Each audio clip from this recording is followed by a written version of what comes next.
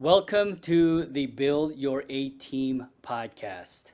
I'm Hmm. Freddie Kim, and I am sitting here today with a very special guest, a special mentor and friend of mine, Bill Hmm. Watkins. Bill is a West Point 1977 grad. He's a Yes. serial entrepreneur, builder, founder, coach who has helped grow Marina Group from a garage startup to an international business with an eight-figure exit. He's also dedicated his life to coaching elite founders, CEOs. Yep. Bill has started the Lions Pride, which has become a trusted guide to accomplished entrepreneurs seeking not just more growth, but more alignment across business, life, and self. And that Yes. same philosophy now carries on to his new venture, the Alpha Forge, an Yep. elite coaching cohort designed for serious entrepreneurs. Yep. Bill is also a very devoted family man, Hmm. married his high school sweetheart. He's a proud father of two with four grandchildren and also an avid adventurer. He's climbed Everest Base Camp, Kilimanjaro, and has other mountains and summits he wants to do here in the near future. Bill, thank you so much. There's so much more to your story, and I want to cover that, including your Ah, cycling and world-class athlete program, your Olympic team, all of that. But for the purposes of this, I'd like you to educate us on what I missed. well, Freddie, I'm not a guy that talks much about myself. I only do it in the context of whoever's in the audience. And so, sure, as we're talking, if specific things come up that are relevant to your listener, I'll definitely point them out. I don't do it for ego purposes. I do it for impact purposes. I'll say this though, that everything that we're going to talk about in the next 30 or 45 minutes is a summary of all those decades of experience, whether it was world-class athletics, military service, military leadership, entrepreneurship, startup and growth, because I think there are two different phases, exiting my companies, starting the coaching company and all that sort of stuff, engaging with wonderful humans out there through the Lions Pride. All that comes from this past. And so it's all put into the soup pot, so to speak, to make this fantastic soup. And it's not fantastic for everybody, but it is fantastic for the right demographic. And I know that we're going to address that today. Here's what I will tell your listener right off the bat. Everything that I have done in my coaching company, which was launched in 2013, is because I needed my coaching company back when I was your age. I'm 72 now. And so, Freddie, I am dedicated to not allowing your listeners, growth business owners or startup entrepreneurs, spouses, parents, whatever they are, I am dedicating the rest of my life to make sure that they don't do what I did. Now, I did get a lot of success, and we can talk about all those medals and trophies and all that accolades and everything, but it was despite myself. And so I've learned a few things on the trail. And those are the things that I want your listeners to benefit from. And so that's the context that I bring to our podcast today. So I'll take you back here. It was about 2018, about 2018, I would say, when I got a call from Bill, and he shook me up. I was just starting MilSpec Talent. I was Yeah. very unsure. I had a string of failures in the entrepreneurial journey, and I was like, I don't know if I could even do this. I'm grinding so much, and I'm Yeah. beating my head against the wall. And Bill, you were the one that actually reached out and said, "Hey, dude, are you like, first of all, stop beating yourself up. This is a tough road. But Yeah. second, just remember everything you've done. I mean, and everything you've accomplished thus far, and you can Right. do it again. Right. Don't be a pansy, essentially. Like, you can do it again, and you Right. have what it takes. The prioritization, the focus. You just need to have straightened out." And that's Yep. when I joined the Lions Pride. Yep. Yeah. So It's great. I remember those days very fondly, and you've really shaped me as an individual, a business leader, an entrepreneur, as a family man, and you've really shaped me into to who I am today, and I appreciate that profoundly. And Yeah. that's why I'm really happy to have you back and very excited to hear about your new exploits. So, with that, I want to just start off real quickly. You've seen thousands of entrepreneurs. Yep. What really separates the guys that are tremendously successful versus somebody who wants to try something but quit, or somebody who's built something and is just kind of plateauing? What really helps? What separates those two? Well, there are some great so-called entrepreneur assessments out there. There's a couple that normally I'm not contacted by people who have a full-time job and then they say, can you help me think whether I should become an entrepreneur? I can do that, but usually I'm after the decision has already been made. Whether it's I want to grow from 10 million to 50 million or 100 million and exit, or whether I've got a little bit of revenue and I want to hit my first million. So I'm primarily with those people. So, but there are assessments out there. Don't dive in. Don't as Freddie did. Don't sign up for West Point if you don't know what you're signing up for. Go check it out a little bit. But then, how do you know? Well, I think there's an easy way to do that. It's to look at your past, Freddie. To look at the things you've done in your past. Has it been all easy street? Rarely is that the case, at least not for the people that I talk to. And not all, but most of the business owners and startup entrepreneurs that contact me are military veterans. And so military veterans, whatever the branch, and I was Army, as you know, from West Point. So they share some similar DNA. It's dedication to the mission. So I'm going to start a business. And then they own that as a mission. Now, sometimes that gets out of hand because this is not life or death here. And sometimes military veterans get that confused. We'll do anything to accomplish the mission from a military standpoint, but maybe not in business. Sometimes we need to shut it down. I've shut down a couple of businesses, and I'd call those magnanimous failures. I'd literally burn money right in the parking lot that I could use today, that's for sure. But Freddie, they have a dedication. They have a resilience. When shit gets hard, they go. They switch a gear. They don't wimp out. They don't whine. Okay, maybe we whine over some whiskey and, this is hard, but that's okay, the resilience. They work hard. Sometimes too hard. But, that's a relative term. And I really like that. Now, those three things, if you've got those three things in your past, you were an athlete, you were injured and you had to come back, you had a lifelong disease, your childhood sucked, and you had abusive parents. I mean, I've heard a million stories. But see, Freddie, what I'm really good at is recognizing patterns and deciphering the strength and the so-called weakness, the dysfunction of patterns. Every pattern usually has a contribution to the success of this business owner or this startup entrepreneur. But taken to an extreme, oftentimes patterns can become dysfunctional and can slow us down. Parking brake on our Ferrari, so to speak. And so what I'm really good, I've seen thousands and thousands of these entrepreneurs, but I can sift it down to patterns, Freddie.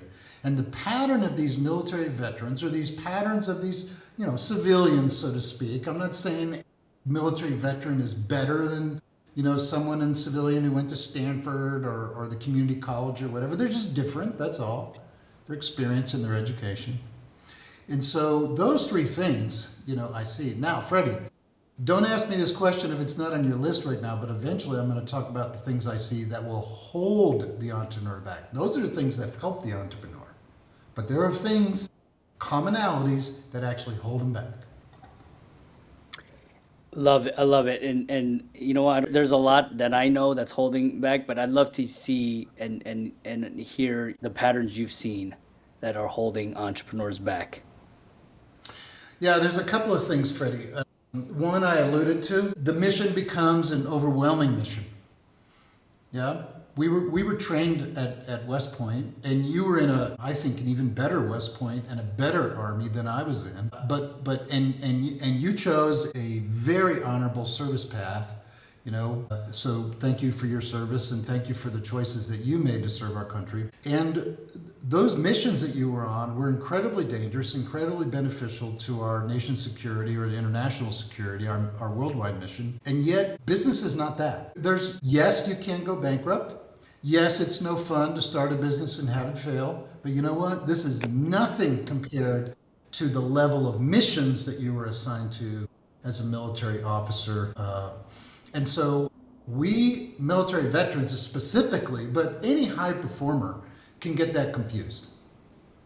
This is not at all costs. Sorry to say. We get clouded with that. I was that guy. So that's why I know this very personally. Number two, you mentioned it in the beginning, grinding. There is no honor in grinding, and it's all bullshit coming out of Silicon Valley and all that. I think I heard Reid Hoffman, or I read a quote, I don't know that I heard him, but maybe I did hear him. He said something like, show me an entrepreneur who wants to have a life and I'll show you a loser, or something. I actually wrote him on Twitter. I was like, this pissed me off. And so Freddie, grinding, there's no honor in grinding. Grinding for a short period of time, I get it. Grinding chronically, that is a recipe for failure. Grinding then leads to this myopic view of life whereby most of the people that I connect with are of the age where they have a family, they have a spouse, their parents, and yet when I say, if I followed you around, how would I see you engaging with this very important part of your life, the part that you say I would take a bullet for? Well, I'm never home, I can't make their games, I'm not there for dinner because I'm doing all this for them. Do you know what they say to that if your spouse was here? Bullshit.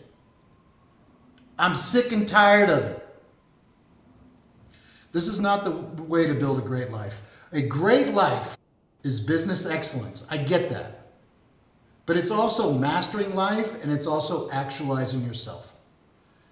And I put those three things together because I did not do that. I am divorced. Not proud of it, but I definitely allowed it to happen by the choices that I made. And my kids remind me of that. So those are the three things there's three strengths that we bring our demographic in, your listeners, but there's also three, and they're very unconscious. They don't see it. Which is why you said, you know me as the nice guy and the not so nice guy. The not so nice guy is the one that wakes you up to that stuff and says, it's not okay. Bill, I feel so fortunate early on in my life, entrepreneurial journey, to have met you, because I could have easily fallen into that trap, right? And just continue to focus on the mission and ignore everything else. With your influence and just like other members, the other successful members of the cohort, of the team, you got to see that that's not what it's about, right? So this doesn't only apply to entrepreneurs, it applies to just leaders in general, corporate leaders, veterans who are now VPs and presidents of corporations and they're just grinding, but what you've influenced and what you teach and coach on is just the ability to kind of wax and wane and to remember what to focus on. So going back, the grit, right? The ability to be resilient, the problem solving, the focus. Right. How can upfront that entrepreneurship is meant for them, or should they be in a corporate world, being successful there? What kind of self-study should one do to say, you know what, entrepreneurship, this is what's right for me? Well, I will give you my personal example, and I believe that is my observed example of the people that I've coached all these years. I think I can sift it down to just a small handful of things. First of all, I remember my ex-wife, just in this battle that we had, because I was a president reporting to a board. And I remember she said, you just need to quit and start your own company because nobody's good enough for you. Now, that was a deficiency on my part, but I was definitely not a good subordinate. I'm not, at that time it was a little dysfunctional for me. I always thought I knew it all. I didn't. But it was just in my head, Freddie. But how is it reporting to other people? That was very difficult for me. And I think it is one, in the military, you're always reporting to somebody, right? But people get out of the military. And part of that is, well, I don't like bureaucracy, or I don't like this, or a lot of people say, I want to be my own guy or gal. I want to get out of the structure. And so I think there's kind of a threaded dynamic of observation where you can kind of look at yourself and you can kind of x-ray into your heart, your soul as you report to work or you sit with your boss. Like, what does that feel like? Does it feel comfortable most of the time, or does it actually feel uncomfortable? Where you say, I could do that. Matter of fact, I could do that better. Now, I think that's a kind of an indicator light on the dashboard, but there's one more. It's risk. You know, the thing that I miss about being an employee is a regular paycheck. And dude, I haven't declared bankruptcy, but I've come close twice. And it has not been fun. And it's been, wow, is this a big hole? Now, if you have private capital, of which I never had any, it was always life savings and cash flow and all that sort of stuff and just seat of the pants. How do you face that risk? Now, if you face that risk, and Freddie, you've been in some very risky situations, do you kind of freeze? Do you kind of, not you personally, but when you're looking at yourself, how do you feel about that?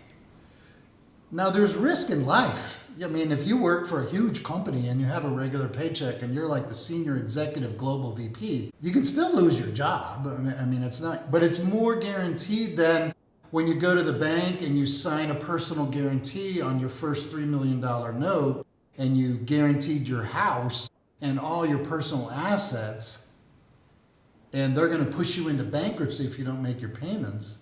And there is life after bankruptcy, I can promise you. I've been through it with many clients, right?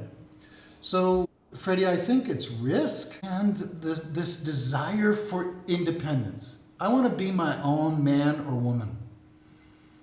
Come hell, come high water, come success, come failure, I want it all to sit with me. I think that's an entrepreneur. Or a business owner, for that matter, right? So, and there's a third thing. I walk clients, well, actually anybody who will listen to me on the airplane, because I think this is such an important tool, the one-page personal plan. We always have business plans, but do we have personal plans? Very few people out of the box. Now, if they work with me, they do. Because where do you want to be in 25 years, Freddie? Where do you want to be when you're my age, 72? What kind of house you want to live in? What do you want to be driving? What homes do you want to buy? What do you want? What's your portfolio? Are you the $1 billion person, the $1 million person? Like, what is life? What are you working towards? Here's why I said that. I have worked with some corporate executives who have $10, $20 million portfolios, and they're working for multi-billion-dollar companies, but it's not normal. So if you want the $50 million lifestyle, the odds are you're going to have to build a business. You're going to have to exit that business to private equity or somebody, and you're going to have to get that nest egg. I've got several clients right now working towards $100 million. I think they're going to get it when they sell their businesses. So where do you want to end up? Now, $1 billion life, $1 million life, you can still have a great life. I don't think it's the number.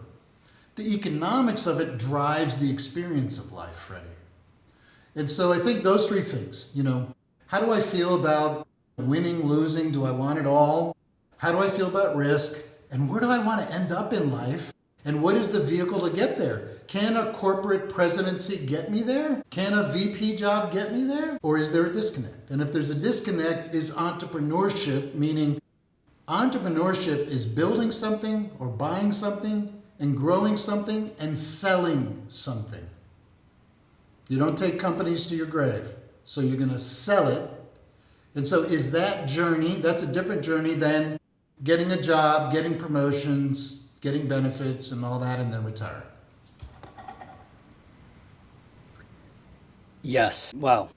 You've nailed it, obviously. But as we shifting gears a little bit, as we kind of look back at some of the folks who were just amazingly successful, right? In the Lions Pride from the very infancy of it. People like Jed Richard, people Yep. like BJ Kramer, Lars Yep. Herman, Yep. Trevor, these guys who have just really been just like breakthrough, and they're continuing to break through. What I see from Totally. them are people who can be super focused and disciplined, right? And Yeah. they're Yes. constantly learning, Yes. and also there's this root of just humility, yet the ability to be decisive, right? It's a Totally. balance of that. They're not just always like, oh, I screwed up, okay, I can learn, but it's like, no, this is the path we need to go, right? Ability to Right. make those calls. What have you seen from these types of entrepreneurs, veteran entrepreneurs specifically, and all the people I mentioned that just help them excel, win every day? Well, you mentioned discipline. There's no successful person you listed and all the people that you didn't list that wing it. So, you're familiar with a bunch of my tools, and so planning tools, decision tools, things like that. So there's no winging it. Yes, of course, there's some seat of the pants decisions, especially early on, where you kind of don't even know what you don't even know, and you make some great decisions, and you make some shitty ones, and you recover from those. So that's number one. Number two, you mentioned this also. You mentioned recovery. So when I talk to somebody and say, how'd that project go? Boy, did we learn a lot. You know what that says? You fucking failed. It was brutal, but you learned a lot. Yeah, but get in the room where you're not the smartest person. This is number three, where you learn ahead of time. Where you have people talking to you, your advisors, your peers, who are not going to allow you to learn on your dime. You're going to learn on their dime, their experience. And you're humble enough, you mentioned this, to listen. Freddie, you couldn't have told me. I remember one specific incident where I started a company and my board of advisors and my employees and my best friends told me not to do this. And a year and a half later, $1 million later, I shut it down. But you couldn't have told me, Freddie. Boy, I knew everything back then. I wasn't humble enough to value those people who were doing their best to communicate to me. I had to learn it the so-called hard way. But the people you listed, they learned the smart way. See, they learn from others. They're humble enough to say, what is it that I don't see? What is it that I don't even know that I don't even see? And then I think there's one last thing, Freddie. These successful business owners, and so their tool Okay. set Yes. business is a known entity. Yes, it's evolving very fast, and we're in a whole new world of business with AI and all this sort of stuff, all right? But it's been there before. Business is just like everything else. There's proven ways to do things. Now, yes, you can invent something new. I get it. But don't assume that you need to start from scratch. See, this is what these wise start business owners that you named and others, they're like, where do I go? Where's the expert out there for this? I need a business plan. Where do I go? I need to hire people. Where do I go? How do I learn these things ahead of time? How do I upgrade my tool set? My tool set at $1 million is not the same tool set at $20 million. How do I upgrade my tool set?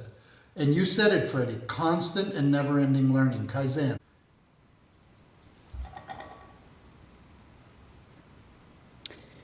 So, Bill, I'm asking like similar questions as I'm extracting more of what I want to hear and what I think you have to offer, right? There's this whole grinding mentality. Back when I was in the army, grinding just meant putting one foot in front of the other and just never quitting, right?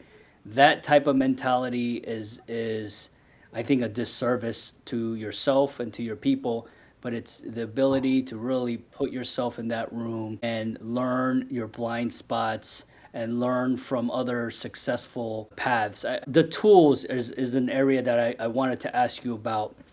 For people who have been extremely successful, obviously there are the blind spots, right?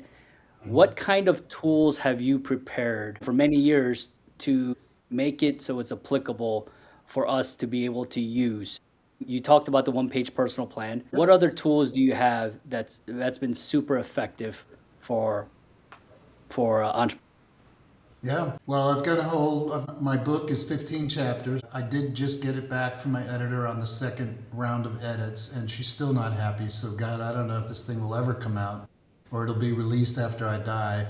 But with that are 15 workbooks. And only 6 of those chapters are business chapters because I think you don't build a great life just by business. You build it by business life and yourself. And so there's 6 business chapters with 6 business workbooks, 6 life chapters, 6 health and relationships and things like that. And then there's some self chapters. One of my most popular and most effective workbooks is actually a self workbook called Know Thyself. It's called Know Thyself, Self-Awareness. And so, Freddie, we all give you a good example. I'll give you one on business, one on life, and one on self. Let's start with self first. Know Thyself, Self-Awareness. I just ran 2 of my newest clients through. They're tackling this particular workbook, but what revelations they are getting right now. These are super successful business owners. One of them's company is $1 billion, 1.5. And the other is approaching $100 million valuation here shortly. And what they have literally learned about them, and they're in their 50s, so maybe older than your typical demographic listener, but what they have learned about themselves in the last 3 months, I think for them they would say it's breathtaking.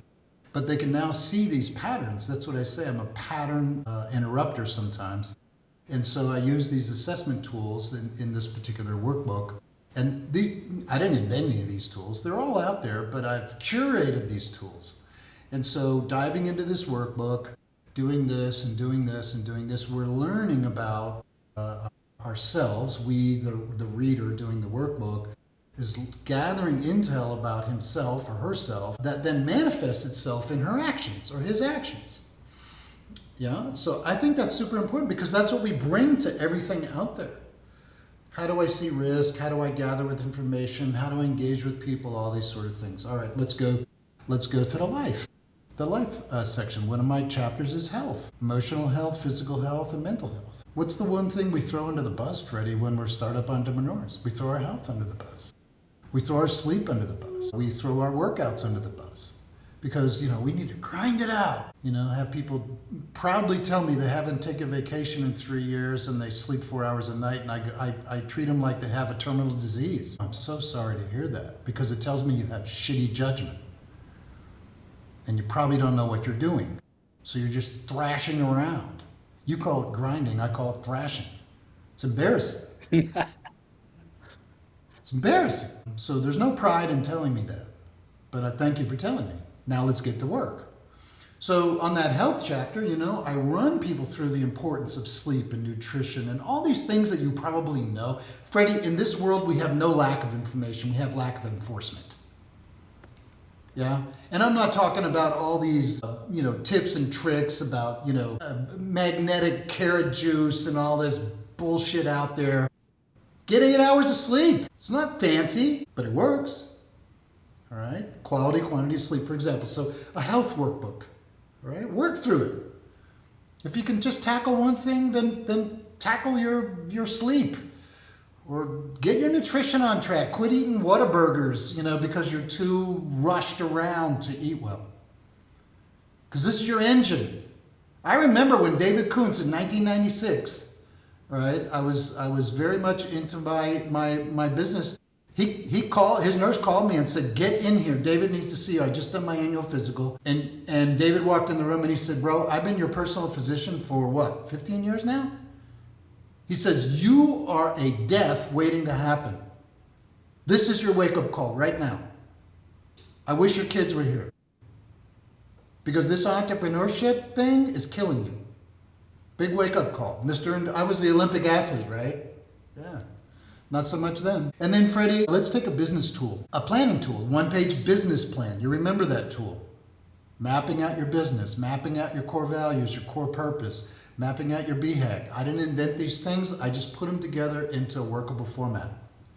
And then establishing your quarterly planning, and then establishing your scoreboard to track your results, your accountability measures, your company drivers, your revenue drivers, company health, and then having meetings. Yeah, not like this client I told you about, this $1 billion company owner. I said, tell me about your week. He had like in a 40, 50 hour week, he had like 40 hours of meetings. I wanted to pull my hair out. You're kidding, right? Well, he wasn't. And so we just meeting our way to mamby-pamby land. We get zero results, Freddie. So what I teach in these workbooks is this just like when you executed your missions, you had a checklist of this and of this and of this and of this. Or when you were preparing for a mission, it came from years of experience, and then you modified it for your own experience. It's the same thing with business. Have a plan, establish your accountability standards, your results, desired results, track them regularly in a meeting. And if you're if you're green, cheer. If you're yellow, let's get back on track. And if you're red, let's dive into it and fix it. And let's not be surprised. And let's not meet the meat. If we can, one last thing. If we can solve a meeting with a memo, we're not meeting. That doesn't come from me, that comes from Jeff Bezos and Amazon. Nobody gets shit done in a meeting. It gets done when we're at our desk. Now, when we report results, Drucker said that. Yeah, when you measure, you get good results, and when you measure and report, you get exponentially better results. And so those tools, self, life, business, put together into workbook format are the tactical tools that we can easily implement that moves us progressively down towards the results track, Freddie. And one last thing. And there is so much bullshit out there from people who do not know what the hell they're talking about. There's authors out there that have sold books. There's influencers. There's bloggers. There's all this. They haven't done shit in their life. And a lot of them I don't know. Some of them I do. And so a lot of them have no idea what they're doing, but they've generated a following. They know how to work the social media logarithm and all that sort of stuff. But then others, maybe they're winning in business, but drive home to their house or get their medical results, and they're a complete shit show. Be careful what you believe in. So shifting gears a little bit, thank you for that, Bill. I kind of want to use this to jump to the next quick topic, but topic of your newest venture, Alpha Forge. Yeah. Here, it's essentially you walk folks through these tools, these pattern recognition, but you are super selective. And you're keeping the numbers really low in who you coach and who you go through this journey with. Can you tell me that philosophy? Well, you were Special Forces, Freddie, right? Yes. How many Special Forces operators are there out there, give or take? A few thousand. And how many Army soldiers are there out there? 20 million? Yeah, vets. Yeah, 19 million vets. Yeah. Small percentage, right? Small percentage. And that's what the Alpha Forge is. So the Alpha Forge is in my brain. When you come to me as a startup entrepreneur, or you're just starting as a business owner, you're at Delta level. And then you implement some tools and you move along. You're at Charlie, implement some tools, and you're at Bravo, and then you move to what I call the Alpha. And I think Alphas need what I call the Alpha Forge. This isn't a lecture series. It's not necessarily more curriculum. It's not a networking club. It's not a peer group where the blind is leading the blind. Yeah? It's not a place for ego. It's not a place for broken promises, and it's definitely not easy street. But what it is a proving ground. This is where these successful business owners, all right, they're beyond startup phase. Now they have something. This is the $100 million exit. This is the $50 million exit, the 25. I don't care, whatever that is. But this is where we go from proving yourself to becoming yourself. To where you are actually manifesting what you told me, I'm making these ages up, when you were 35, you're now 55. And I'm not saying all alphas are 55, but I'm just saying this is what you said was a fantastic, exponentially breathtaking life. And alpha is where you manifest it. This is where you don't talk about it. This is where you are it. And I have some alphas, for them, it's the private jet lifestyle. This is the gate. When I can write a check for my private jet, I've alphaed my life. For other people, it's the beach vacation home. Or it's for other people, I don't know, it's the Corvette. It really doesn't matter in things, it's the mindset. And so it's a proven ground for the proven. They're already proven. But can they take it to another level? Yeah. What is the next level? What is the next level? The next level, Abraham Maslow documented, called transcendence. And transcendence for him is a psychological term. But I think transcendence is where we begin becoming that breathtaking life. Whereas if in a millisecond your life ended, you went, wow, this has been amazing. I wish I had a millisecond more, but obviously I don't. But have no regrets. Got everything that I wanted. It's amazing. So I think so the Alpha Forge, though, isn't just this singular journey. It's not a singular journey. I don't climb mountains by myself. When I go and do Aconcagua and Vincent in 2029, I'll be on a team. Because you don't do things like that by yourself. And I'll actually have a guide. Guides who've been there and done that, which is what I am to Alpha. And so it's where we bring 6, sometimes 8 of these high performers together.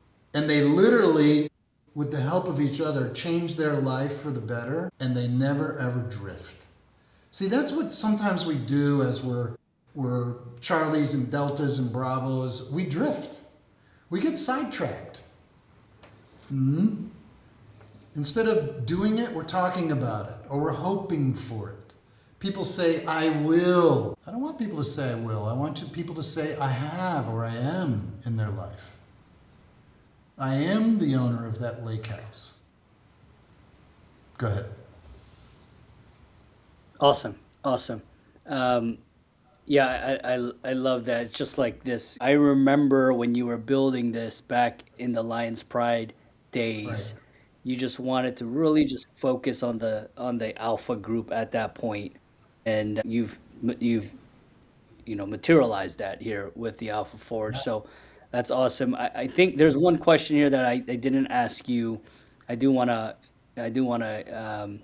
talk about real quick, is the questions that unlock the real issue. You may have referenced some of these, but what are you coaching for people to ask themselves to unlock that issue, the real issues?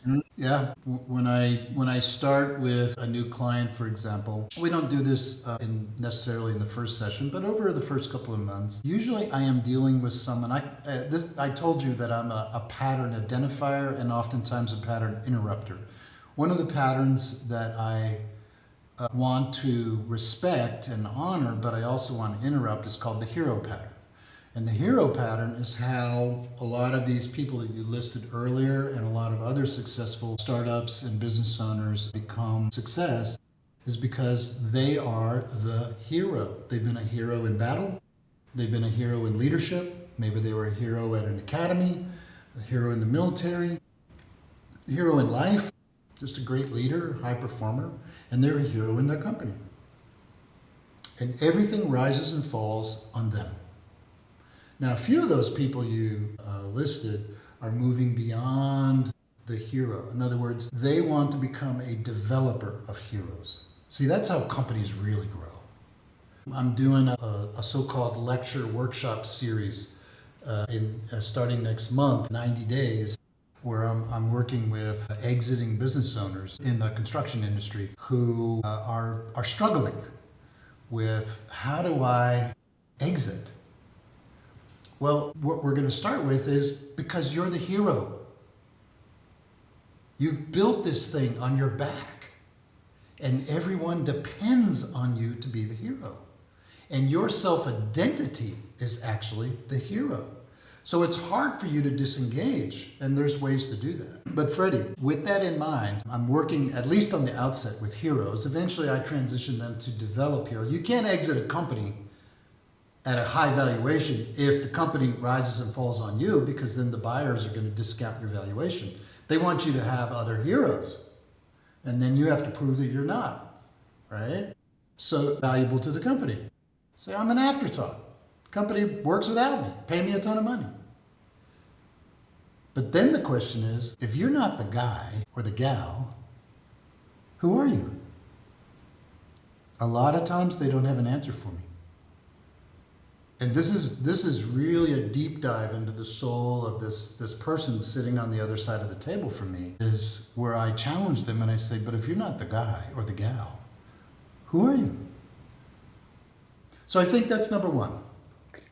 I think number one is that, and I think, Freddie, the other is, what am I running to? Because it's like you hear this dynamic of empty nesting when you drop your last child off at college, which you're going to do someday. And all these years you identified as a parent. Now you'll always be a parent and a father. You just won't be parent with child under roof. That's pretty ground shaking, emotionally, for a lot of people. So when you leave your company and you're no longer the guy or the gal, what is life over here? That's why we do the one-page personal plan exercise, Freddie. I want people to grasp that they're not leaving something, they're running to something. And so, as I told you before, Know Thyself Self-Awareness is one of the most basic and most influential workbooks that I have, is because everything here is tied to the self. Business ownership, parenting, and all these sort of things. And when we're very aware of ourselves, and it's not unconscious anymore, our behavior becomes more predictable and more functional. You know, I'm curious, do you think that in order to have a successful business and position it for an exit, that the founder and or owner, they have to be the hero to fix things? Is that just part of the journey? Or could they, from the beginning, build systems to avoid doing that and still be successful at that pace that they've accomplished? For your demographic, I'm going to guess the answer is no. Meaning they have to be the hero. They have to go through this hero phase. And here's why I say that.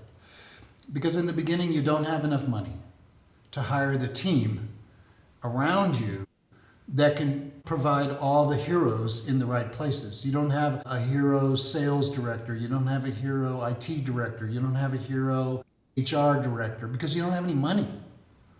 Or you have money, but not enough. Now, if you're, PE backed or venture capital backed, okay, then maybe you have a lot of oxygen. And then you can be the developer of heroes leader. You're proven, I'm making it up, you're 45, you've been around the block, you know good leaders when you see them, you hire them, you know how to lead great people, you know how to guide them through a strategic and tactical plan exercise, you know how to do these things, you've done them before, and you can afford to, have low revenue, high output, meaning expense output, and you can do that. But I was never in that position, you were never in that position, and I'm going to guess a lot of your listeners are not. So, with that, you, meaning your listener, you the listener, yes, you have to be a hero for a while.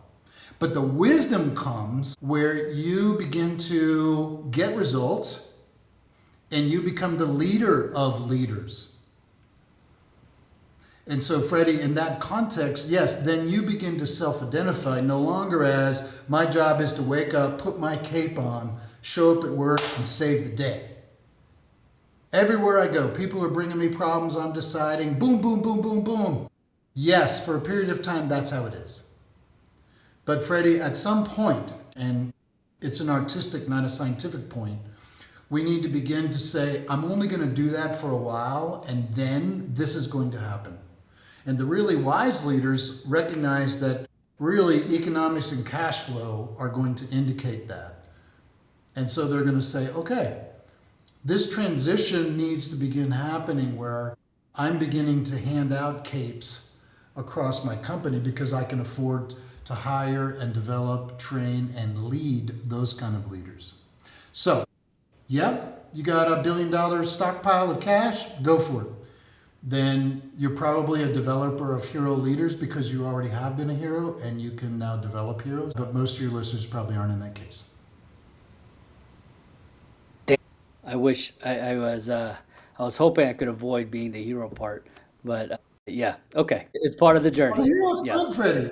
The hero's fun. It's an identity. It's part of our, there's a lot of psychiatry and psychology and all that going on inside us. We're all humans. We've been studied. When did psychology come about? I don't know. But we've been studied upside down and sideways. And so it's a real deal. And the hero identity, especially for military veterans and startup entrepreneurs, is a real identity. But letting go of it is where we really manifest our greatness, and it's where we make our wealth, and it's really when we move to that breathtaking part of life that we want to have. Yeah, it's interesting. I'm a big AI learner, right? Yeah. Learning all the time, working with it, discovering it, practicing it. And there's a lot of things you can do with AI it's amazing, like creating a personal board of directors to help advise Yeah. you, and each person having a specific niche or Yeah. subject matter expertise. One of the things that I've done recently is to have ChatGPT or Claude evaluate me, right, based on my engagement with the LLM. And yeah, it's understanding my weaknesses and my blind spots. And it's as much as I want to try to delegate and give and decentralize, there's always what they've identified. It's always the need for me to be in it, right? And almost and be that bottleneck. Yeah. And hence, that hero. And that's something I don't want to do, but that's part of this journey, I guess, this phase right now. And Yeah. yeah, it was eye opening. It was very eye opening. I'll tell you what was eye-opening is the road to the Final Four women's basketball. It was I don't remember the exact game, but it was I think Brenda Frese is the Maryland coach, and she has a star player, Okura. I don't know, excellent player, who was having a terrible game. And I think we were in the third quarter. There's a YouTube clip on this. I sent it to most of my clients because Brenda, the coach, all right, who these players love, and she loves them back, right? She got in this player's face. It's about 40 seconds. Maybe you saw it. But what a coachable moment. And what an example of hero and developer of hero leaders. So Brenda pulls this player in. I mean, they're like this, and she is not just talking. I mean, she is in her face. And it is a wake-up call. But you know what she says? She said, this isn't my moment, this is your moment. So where does the responsibility lie? The player. And she says, I love you. Meaning, I may be in your face right now, but I think you're the best. And see, this is where we begin to make this. For me, this was an example. This is why I sent it to my clients, is because Brenda did not say, sit on the bench, give me the damn basketball, I'm going to go out and score myself. See, that's the veteran leader who says, I'm going to get in the battle and save the day. See, that's the chronic hero leader, addicted to being in the fray. As opposed to Brenda, who knew her role was not to jump out on the game floor. It was, what do I do with this subordinate, this player right now to make them the hero. And actually, I think Maryland still lost the game, but the Akura went out and had a great fourth quarter, as I recall. So, Freddie, what you just said is, and hopefully you can program your LLMs, because LLMs are not good at this. Somehow in the deepest programming, it's to make us all feel good and to be warm and all this. And so I keep telling people who are using LLMs, you've got to program this LLM to watch out for when they need to wake you up. And not go, oh, great, Freddie. Oh, yeah. Mm-mm. This is the power of alpha, where there's an alpha presenting their next quarter to us, and there's 6 of us, 5 other guys and me, and we're like, what are you talking about? What planet are you on? And the person receiving it may be a little offended, but they know they're being loved. And they know that this is what they signed up for. Now, you got to make your LLM do that. And I don't know if you can.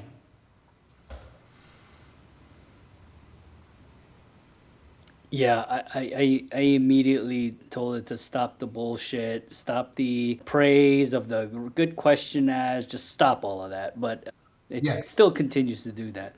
But, well, Bill, this has been fun. I really enjoyed this conversation.